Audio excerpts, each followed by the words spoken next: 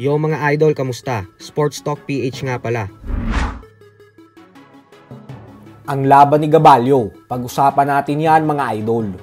Ngunit bago ang lahat ay huwag kakalimutang mag-subscribe at i-click ang notification bell button for more sports talk.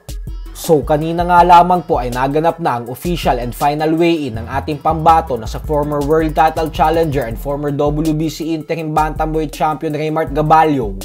At nang matibay na makakasagupa nitong pambato ng Thailand na si Phaipharov. Parehong tumimbang ang dalawa ng 117.2 pounds. At dahil parehong pasok ang kanilang mga timbang sa 118 pound limit ng bantamweight division, kaya naman tuloy na ang kanilang sagupaan bukas na gaganapin sa Midas Hotel and Casino sa Pasay City. Free admission po ang laban na ito. Kaya naman yung mga gustong manood ng live ay pwede po kayong pumunta sa mismong venue ng alas 5 ng hapon bukas.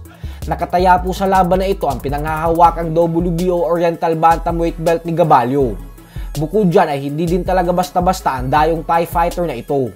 Dahil may record din itong 35 wins with 27 knockouts sa 3 talo lamang.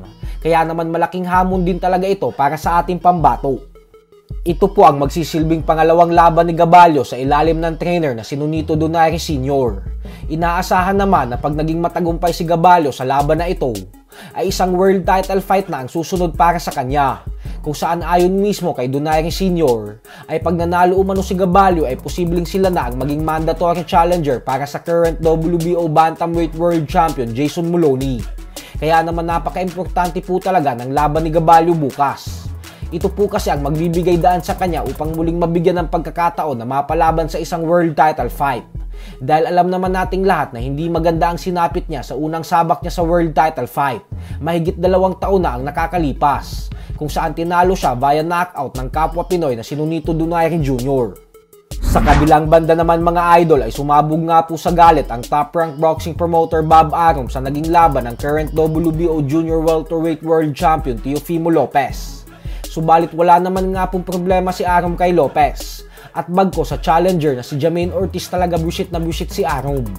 Banat ni Arum na sobrang dismayado daw siya sa ipinakitang performance ni Ortiz. Kasi hindi niya naman umano inaasahan na ganun ang gagawin nito. Giit nito na sinabak daw nila si Ortiz sa ilang mga bigating laban sa nakaraan. At kailanman umano ay hindi naman daw ito nagpakita ng kaduwagan sa ibabaw ng lona. Pero sa naging laban daw nito kontra kay Teofimo Lopez, ay wala daw itong ibang ginawa kundi ang tumakbo at sumayaw lang sa 4 na kanto ng lona.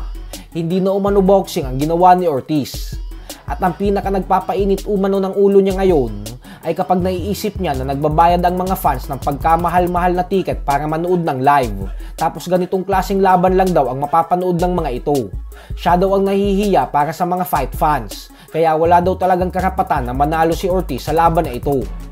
Para po kasi sa mga hindi nakakaalam ay pinaglalaban po talaga ni Ortiz na siya daw ang totoong panalo at naniluto daw ng mga hurado ang naging score ng kanilang bakbakan.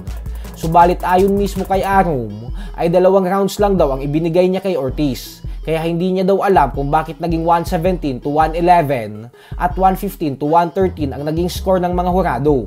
Masyado daw ang mga ito naging mabait kay Ortiz. So hanggang dito na lang po muna tayo mga idol.